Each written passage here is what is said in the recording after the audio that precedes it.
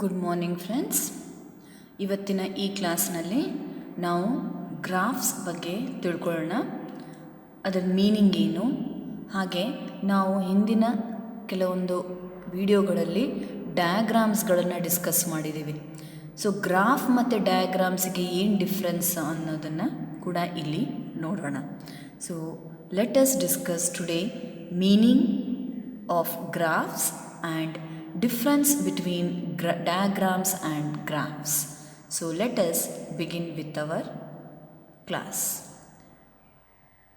Graphs.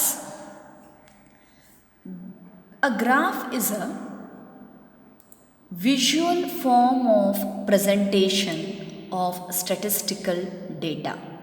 Statistical dataನ ನಾವು visual form ಅಂದರೆ ಕಣ್ಣಿಗೆ ಕಾಣುವಂತಹ ಫಾರ್ಮಿನಲ್ಲಿ ನಾವು ಪ್ರೆಸೆಂಟ್ ಮಾಡಿದಾಗ ಅದನ್ನು ಗ್ರಾಫ್ ಅಂತ ನಾವು ಕರಿತೀವಿ.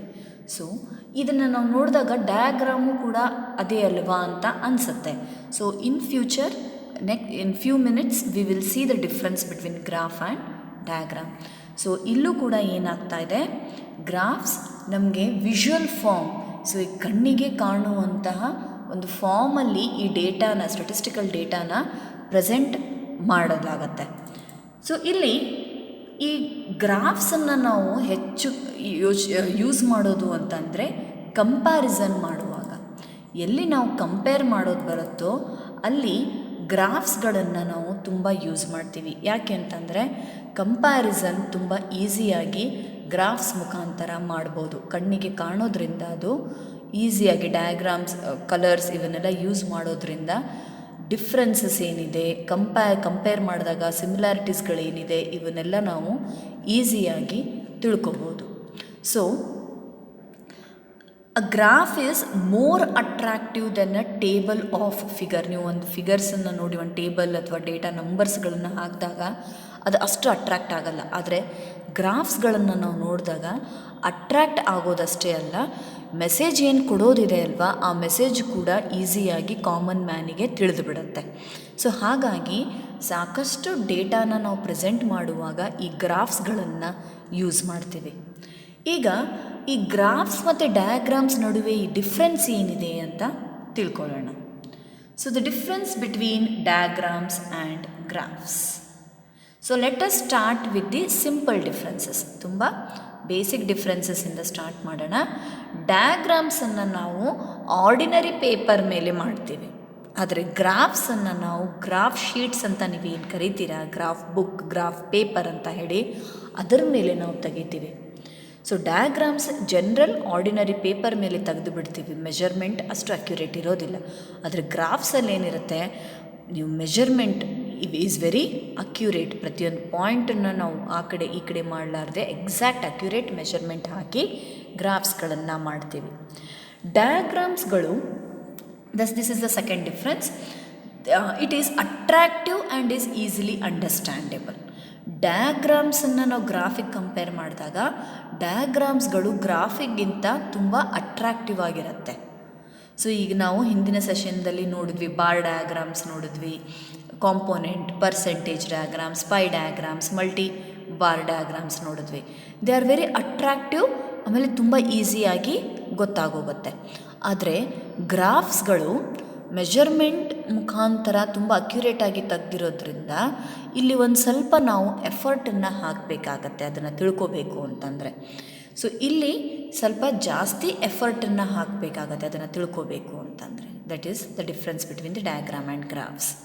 Coming to the third difference, diagram is appropriate and effective to represent one or more variables. ಡಯಾಗ್ರಾಮ್ಸನ್ನು ನಾವು ಒಂದಕ್ಕಿಂತ ಜಾಸ್ತಿ ವೇರಿಯೇಬಲ್ಸನ್ನು ತೋರಿಸೋದಕ್ಕೂ ಯೂಸ್ ಮಾಡ್ಬೋದು. So best example we had was multi bar diagrams. So ಒಂದಕ್ಕಿಂತ ಜಾಸ್ತಿ ವೇರಿಯೇಬಲ್ಸನ್ನು ನಾವು ಅಲ್ಲಿ ಈಸಿಯಾಗಿ ಹಾಕಿ ತೋರಿಸ್ಬಿಡ್ಬೋದು, ಈಸಿಯಾಗಿ ಗೊತ್ತು ಆಗೋಗುತ್ತೆ. ಆದರೆ ಗ್ರಾಫ್ಸಲ್ಲಿ ಇದು ಸ್ವಲ್ಪ ಪ್ರಾಬ್ಲಮ್ ಆಗುತ್ತೆ. So showing more than one variables creates problems in case of graphs. Then next difference is diagrams cannot be used for interpolation and extrapolation technique. ಈ ಡಿಫ್ರೆನ್ಸನ್ನು ತಿಳ್ಕೋಬೇಕು ಅಂತಂದರೆ ನಮಗೆ ಮೊದಲು ಇಂಟರ್ಪೊಲೇಷನ್ ಮತ್ತು ಎಕ್ಸ್ಟ್ರಪೊಲೇಷನ್ ಮೀನಿಂಗ್ ಗೊತ್ತಾಗಬೇಕು. ಇಂಟರ್ಪೊಲೇಷನ್ ಅಂತಂದರೆ prediction of the data value which is within the range of the data set.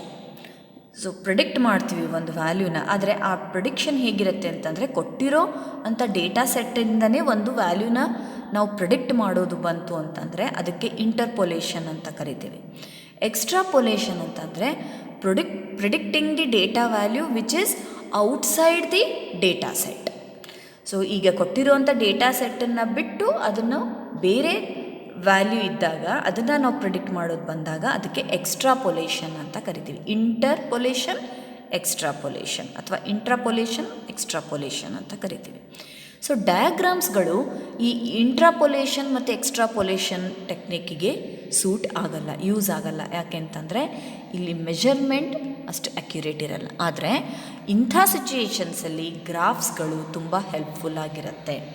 So they are helpful in interpolation and extrapolation techniques.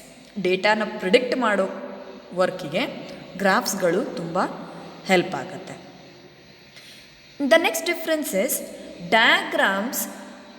Through diagrams median and mode cannot be estimated. So ನಾವೇನು ಮೂರು main things ಏನಿದೆ, ಮೀನ್, median, mode, ಈ ಮೂರನ್ನು calculate ಮಾಡೋದಕ್ಕೆ ಡಯಾಗ್ರಾಮ್ಸ್ಗಳು ನಮಗೆ use ಆಗಲ್ಲ. ಆದರೆ graph ಮೂಲಕ ನಾವು ಮೀಡಿಯನ್ ವ್ಯಾಲ್ಯೂ, ಮೋಡ್ ವ್ಯಾಲ್ಯೂ ತುಂಬ ಈಸಿಯಾಗಿ ಎಸ್ಟಿಮೇಟ್ ಮಾಡ್ಬೋದು. ಹಾಗೆ ನೆಕ್ಸ್ಟ್ ಬಂದರೆ diagrams is used for comparison only.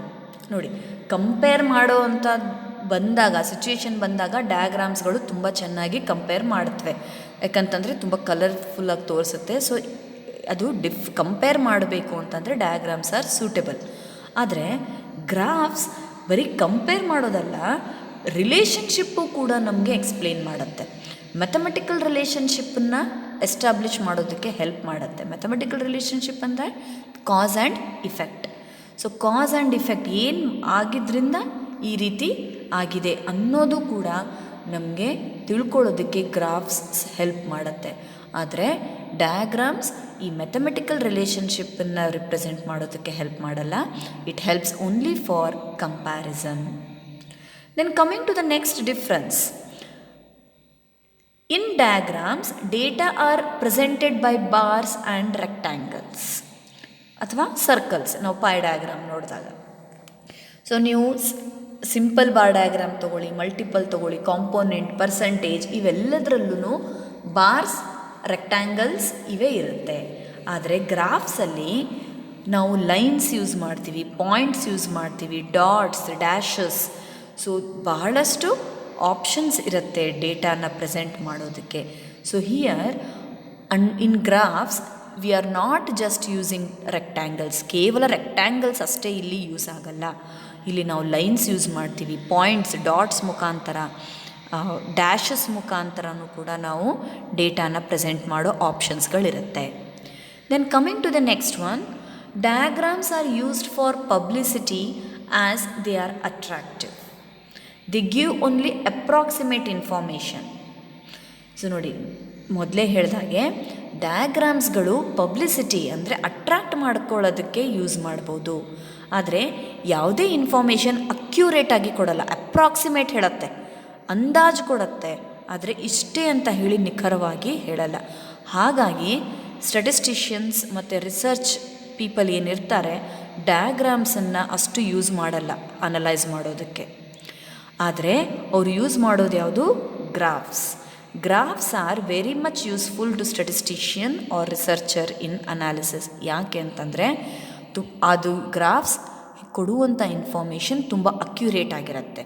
ನಿರ್ದಿಷ್ಟವಾಗಿ ಇಷ್ಟೇ ಪಾಯಿಂಟಲ್ಲೂ ಕೂಡ ಅದು ಕರೆಕ್ಟಾಗಿ ತೋರಿಸುತ್ತೆ. ಹಾಗಾಗಿ ರಿಸರ್ಚ್ ಮಾಡೋರಿಗೆ, ಸ್ಟ್ಯಾಟಿಸ್ಟಿಷಿಯನ್ಸ್ಗೆ ಅವ್ರು ಅನಲೈಸ್ ಮಾಡಬೇಕಂತಂದರೆ ಅವರು ಗ್ರಾಫ್ಸನ್ನು ಯೂಸ್ ಮಾಡ್ತಾರೆ ವಿನಃ ಡಯಾಗ್ರಾಮ್ಸ್ಗಳು ಅವರಿಗೆ ಅಷ್ಟು ಹೆಲ್ಪ್ ಆಗಲ್ಲ. Then coming to the next difference, diagrams are rarely use to present frequency distributions. So frequency distributions ಅನ್ನು ರಿಪ್ರೆಸೆಂಟ್ ಮಾಡೋದಕ್ಕೆ ಡಯಾಗ್ರಾಮ್ಸ್ಗಳು ಅಷ್ಟು ಯೂಸ್ ಆಗಲ್ಲ. ಡಯಾಗ್ರಾಮ್ಸ್ಗಳು ಏನಿದ್ರೂ ವೇರಿಯೇಬಲ್ಸ್ ಕಂಪ್ಯಾರಿಸನ್ಗೆ ಅಷ್ಟೇ ಯೂಸ್ ಮಾಡ್ತಾರೆ. ಆದರೆ ಫ್ರೀಕ್ವೆನ್ಸಿ ಡಿಸ್ಟ್ರಿಬ್ಯೂಷನ್ ಹೇಗಾಗಿದೆ, ಈ ರೇಂಜಲ್ಲಿ ಎಷ್ಟು ಜನ ತೊಗೊಂಡಿದ್ದಾರೆ, ಈ ರೇಂಜಲ್ಲಿ ಎಷ್ಟು ಜನ ಬಂದಿದೆ, ಈ ರೇಂಜಲ್ಲಿ ಎಷ್ಟು ಜನ ಬಂದಿದೆ ಅಂತ ಈ ರೀತಿ ನಾವು ತೋರಿಸ್ಬೇಕು ಅಂದಾಗ ಗ್ರಾಫ್ಸ್ ತುಂಬ ಯೂಸ್ ಆಗುತ್ತೆ. Then the last one here is diagrams create effective and long lasting impression in the minds of the onlookers. Diagrams attractive ಇರುತ್ತೆ, ಯಾಕಂತಂದರೆ ಅಲ್ಲಿ ಕಲರ್ಸ್ಗಳಿರುತ್ತೆ, ಪಿಕ್ಚರ್ಸ್ಗಳಿರುತ್ತೆ, ಬಾರ್ಸ್ಗಳಿರುತ್ತೆ.